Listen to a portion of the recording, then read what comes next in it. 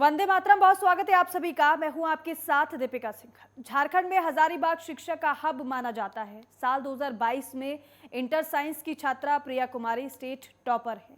प्रिया कुमारी हजारीबाग की रहने वाली हैं और इसी बीच मैट्रिक के परिणामों में पूरे झारखंड के 24 जिलों में हजारीबाग को दूसरा स्थान मिला है। इंदिरा गांधी आवासीय विद्यालय हजारीबाग की प्राचार्य तोराबाल ने बताया है कि 8 छात्राओं ने टॉप 10 में जगह बनाई है। इंदिरा गांधी आवासीय विद्यालय ब्रिटिश काल का स्कूल है। वर्तमान में इस विद्यालय में 250 छात्राएं पढ़ रही हैं और इन 250 छात्राओं को पढ़ाने के लिए सिर्फ 3 शिक्षक ही मौजूद हैं। वहीं इन 3 शिक्षकों में से एक शिक्षक सितंबर 2022 और एक शिक्षक 2023 के फरवरी महीने में रिटायर्ड हो जाएंगे। और जिले के उपायुक्त नैन्सी सहाय ने बताया है कि राज्य सरकार को इंदिरा गांधी आवासीय विद्यालय में शिक्षकों की नियुक्ति का प्रपत्र भेजा गया है और राज्य सरकार से ये आग्रह किया गया है कि जल्द से जल्द शिक्षकों की नियुक्ति की जाए।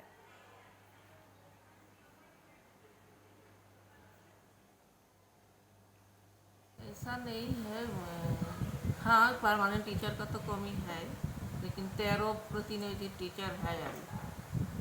तो उन लोग प्रयास कर रहे हैं अपना स्तर से, बहुत अच्छा से ही पढ़ा रहे हैं, रिजल्ट भी दे ही रहे हैं। ऐसा नहीं है, लेकिन टीचर का कमी है। तो विभाग में लिख के दिया गया, वो लोग भी मांगा है, पेपर प्रोसेसिंग कर रहा है टीचर आने का जीपीएससी से। पढ़ाई तो ठीक चल रहा है, बट यहाँ टीचरों की कमी है। मतलब रिटायरमेंट हो गया है तो टीचर का तो मतलब आई नहीं है। परमानेंट टीचर सब कुछ कम सब है। देखिए, इंदिरा गांधी विद्यालय यहाँ पर जो स्थित है, वहाँ से काफ़ी सारे अच्छे रिजल्ट्स हमें इस बार देखने को मिले हैं मैट्रिक में, और एक बहुत ही ज़िले के लिए गर्व की बात है। कुछ ऐसी सूचना प्राप्त हुई है कि आने वाले कुछ महीनों में कुछ शिक्षक वहाँ से सेवानिवृत्त होने वाले हैं, तो इसको हम लोग ने ऑलरेडी संज्ञान में ले लिया है और समय से पूर्व हम लोग सुनिश्चित करेंगे कि वहाँ पे शिक्षकों की कमी नहीं हो। जितने बच्चे हैं उस अनुपात में शिक्षकों की वहाँ मौजूदगी हम लोग इंश्योर कराएंगे, ताकि आने वाले समय में भी रिजल्ट अच्छा हो। और चलिए आप बात करेंगे रायसीना की रेस की, क्योंकि रायसीना की रेस के लिए एनडीए की ओर से द्रौपदी मुर्मू को उम्मीदवार बनाया गया है। उन्होंने राष्ट्रपति पद के लिए नामांकन दाखिल किया है। उनका राजनीतिक सफर भी काफी कठिन रहा है। इस पर आप एक रिपोर्ट देखिए।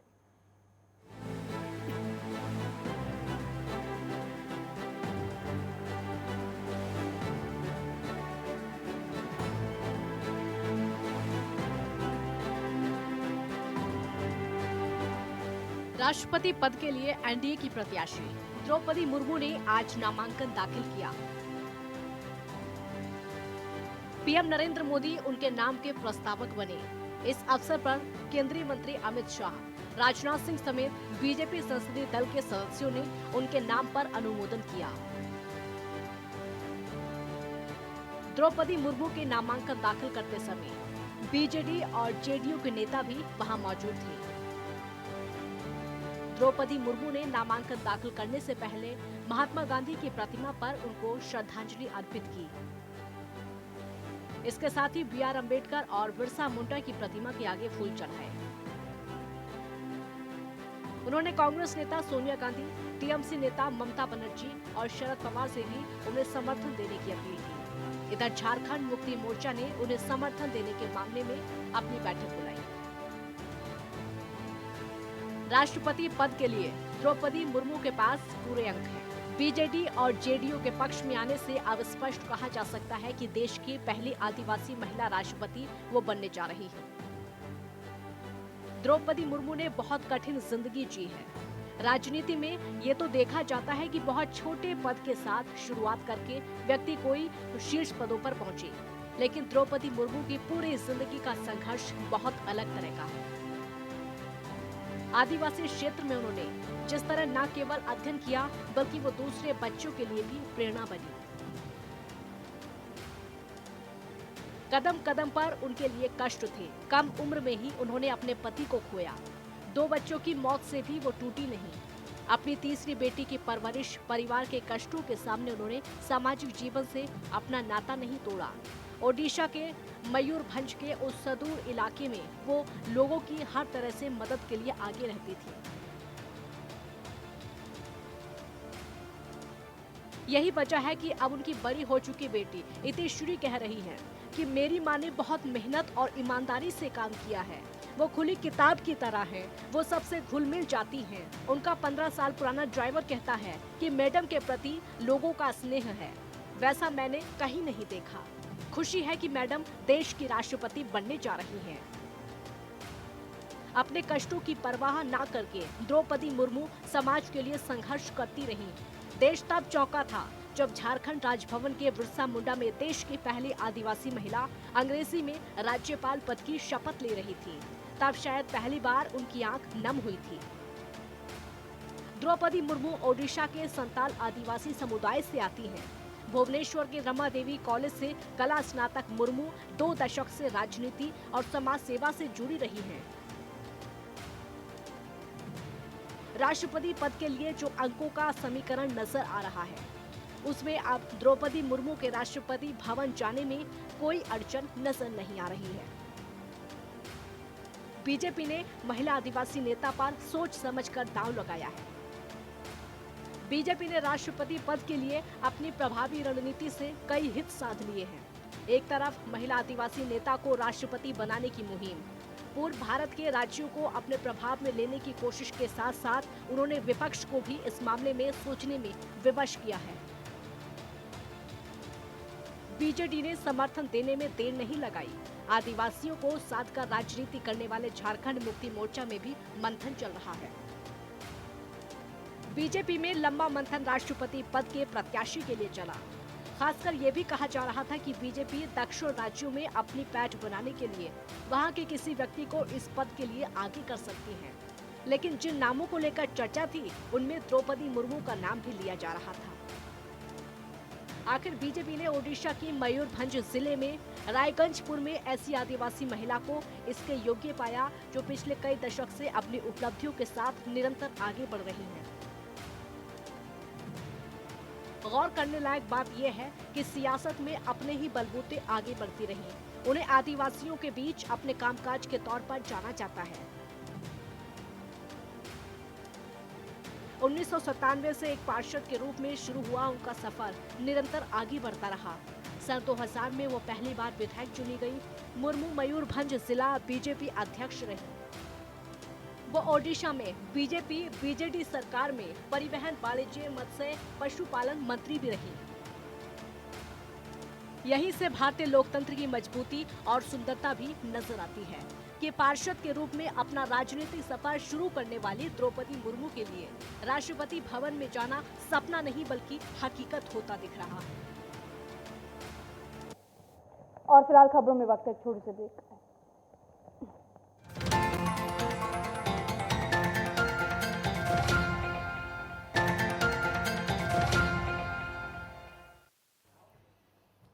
ब्रेक के बाद स्वागत है आप सभी का। देश में कोरोना फिर से कमबैक होता दिखाई दे रहा है। लगातार बढ़ रहे केस से लोगों में डर का माहौल है, लेकिन जनता की लापरवाही भी साफ देखने को मिल रही है।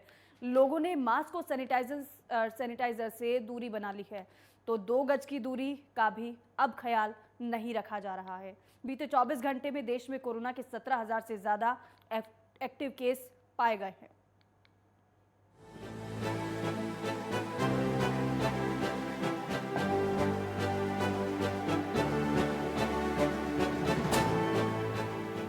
देश में कोरोना का फिर से कमबैक होता दिख रहा है लगातार।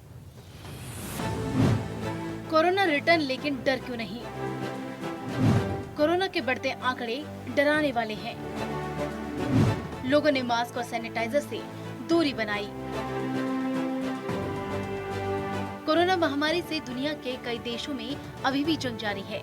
भारत में भी कोरोना के मामलों में काफी तेजी आई है। पिछले 24 घंटों में देश में कोविड-19 के 17,336 नए मामले सामने आए हैं। कोरोना के एक्टिव मामलों की संख्या बढ़कर 88,284 हो गई है। ये 4 महीनों में कोरोना मामलों में सबसे बड़ा उछाल है। गुरुवार की तुलना में पिछले 24 घंटों में कोरोना के मामलों में 4,294 मामलों की बढ़ोतरी हुई है। कोरोना मामले बढ़ने के बाद एक्टिव केसों की संख्या बढ़कर 88,284 हो गई है।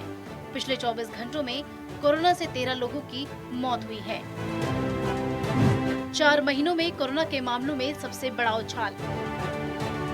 भारत में पिछले 24 घंटों में 17,336 नए कोविड मामले दर्ज किए गए, जो गुरुवार की तुलना में 30% अधिक है। ये पिछले 4 महीनों में कोरोना के मामलों में सबसे बड़ा उछाल है। पिछले 24 घंटों में 13,000 लोगों की मौत के बाद कुल मृतकों की संख्या बढ़कर 5,24,954 हो गई है। पिछले 24 घंटों में देश में कुल 13,029 मरीज ठीक हुए हैं। अब तक कुल 85.98 करोड़ टेस्ट किए जा चुके हैं। इस बीच पिछले 24 घंटों में 4,01,649 टेस्ट किए गए हैं। दिल्ली महाराष्ट्र में कोरोना के बढ़े मामले। राजधानी दिल्ली में कोरोना ने रफ्तार पकड़ ली है। दिल्ली में बीते गुरुवार को कोरोना के 1,934 नए मामले सामने आए। प्रदेश में संक्रमण दर 8.10% रही। महाराष्ट्र कोरोना से सबसे अधिक प्रभावित है। 24 घंटे में यहां कोरोना के 5,218 नए मामले सामने आए। जून के महीने में मुंबई में 23 लोगों की मौत हुई, तो वहीं केरल में 3,890 नए मरीज सामने आए और 7 मरीजों की जान जा चुकी है। रोजाना पॉजिटिविटी रेट बढ़कर 4.32%। देश में रोजाना पॉजिटिविटी रेट बढ़कर अब 4.32% पर पहुंच गई है, जबकि साप्ताहिक पॉजिटिविटी रेट 3.07% हो गई है। उधर स्वास्थ्य अधिकारियों ने 3 महीने के अंतराल के बाद फिर से जीनोम सीक्वेंसिंग के लिए राष्ट्रीय रोग नियंत्रण केंद्र यानी कि NCDC को कोविड-19 पॉजिटिविटी नमूने भेजना शुरू कर दिए हैं। देश भर में वैक्सीनेशन अभियान भी तेजी से जारी है। बच्चों के लिए टीकाकरण अभियान में भी तेजी लाई गई है। Bureau report, network 10।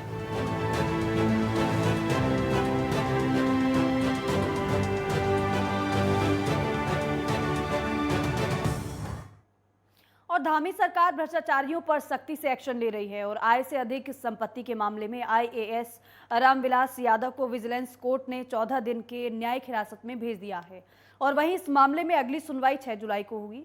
आपको बताएं कि रामविलास यादव हाईकोर्ट की फटकार के बाद विजिलेंस ऑफिस पहुंचे थे, जिसके बाद उनसे पूछताछ के दौरान उन्हें हिरासत में ले लिया गया था।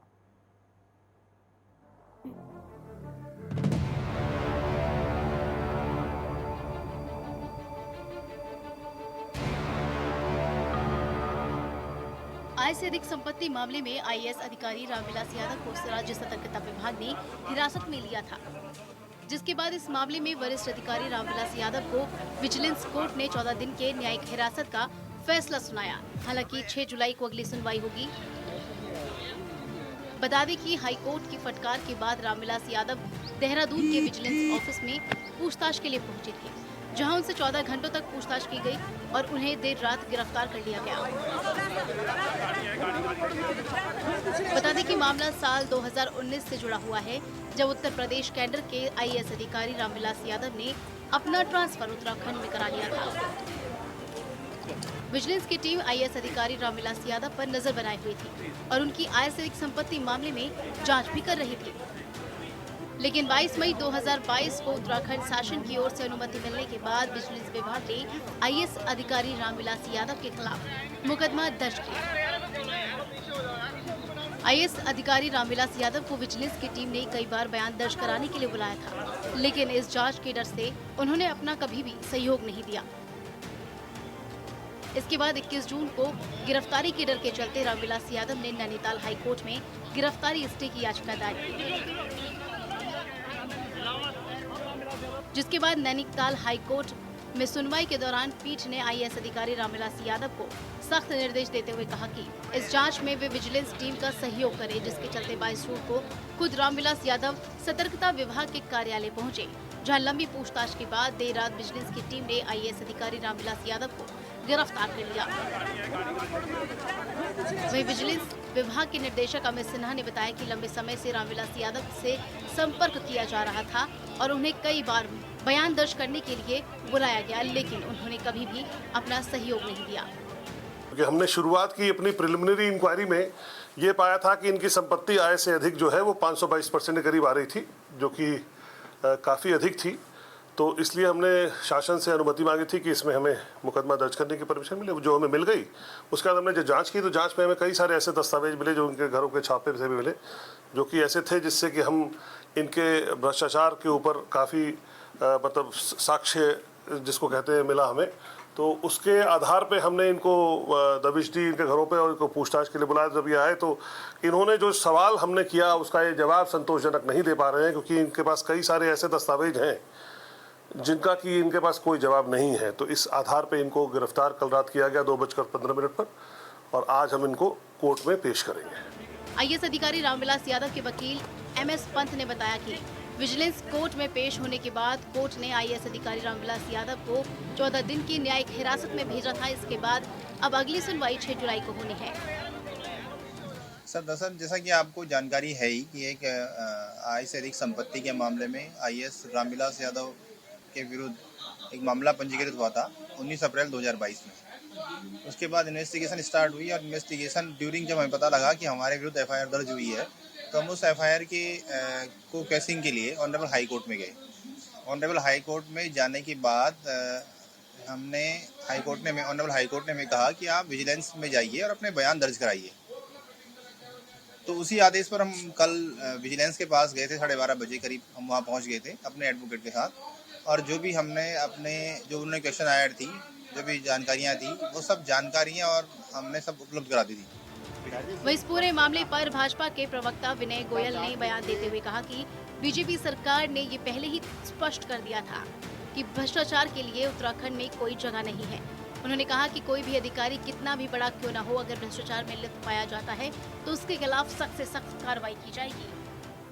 देखिए, भारतीय जनता पार्टी का पहले से ही स्पष्ट कहना है कि भ्रष्टाचार के लिए उत्तराखंड में कोई जगह नहीं है, और कोई भी कितना बड़े से बड़ा अधिकारी क्यों ना हो, अगर कोई भी दोषी पाया जाएगा तो उसके खिलाफ सख्त कार्रवाई की जाएगी। ये उसी का परिणाम है।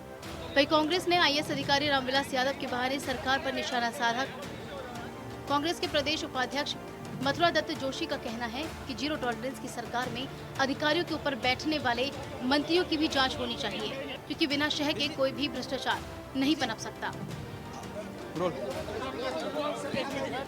यहाँ की सरकार ने कोई नया नहीं किया, कोई बहुत बड़ा कमाल नहीं कर दिया है। और जहाँ तक गणेश जोशी जी की बात है कि उन्होंने कहा कि हमारे पास कई रामविलास यादव हैं, तो मैं तो ये पूछना चाहता हूँ रामविलास यादव हैं कहाँ? विगत 5 वर्षों से 6 वर्षों से उनकी सरकार उत्तराखंड में काम कर रही है। जीरो टॉलरेंस की बात करते हैं, अगर ऐसे कहीं है तो ये कहाँ छिपा के रखे हैं? कृपया उनको भी बाहर निकालिए, या अपना भी देख लीजिए, मंत्रियों के ऊपर भी तो देखें। जिन मंत्रियों के अधीन ये अधिकारी काम कर रहे हैं, क्या उन मंत्रियों का संरक्षण इन अधिकारियों को नहीं है? ये बात करते हैं जीरो टॉलरेंस की। पूरी सरकार भ्रष्टाचार में आखंड तक डूबी हुई है। जहां एक ओर विजिलेंस विभाग अपने स्तर से लगातार कार्रवाई कर रही थी, तो वहीं दूसरी ओर सरकार ने इस मामले को गंभीरता से देखते हुए आईएएस अधिकारी रामविलास यादव को सस्पेंड कर दिया। 30 जून को रामविलास यादव रिटायर हो गए, लेकिन उससे पहले ही उत्तराखंड सरकार ने एक बड़ा संदेश देते हुए रामविलास यादव की कार्रवाई की, जिसका उत्तराखंड शासन में एक बड़ा संदेश गया है कि कोई भी अधिकारी अगर इस तरह का कृत्य करता हुआ पाया जाता है तो उस पर उत्तराखंड शासन जीरो टॉलरेंस के तहत बड़ी कार्रवाई करने से पीछे नहीं हटेगी। नेटवर्क 10 के लिए ज्ञानेंद्र तिवारी की रिपोर्ट। और इस रिपोर्ट के साथ ही फिलहाल इस बुलेटिन में बस इतना ही। आप देखते रहिए नेटवर्क 10। जय हिंद।